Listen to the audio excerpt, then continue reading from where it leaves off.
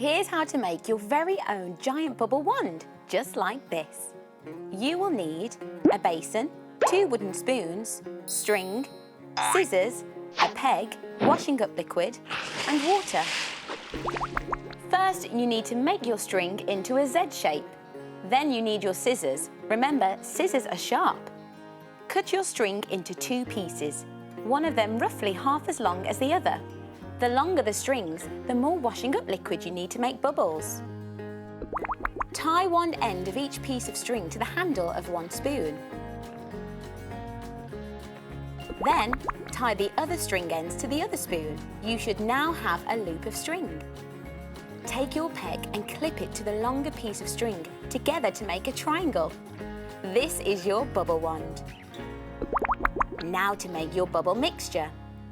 Take your basin and add the water, and then enough washing up liquid.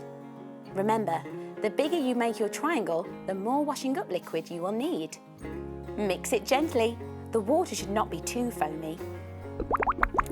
You can find more brilliant makes right here on CBeebies YouTube channel.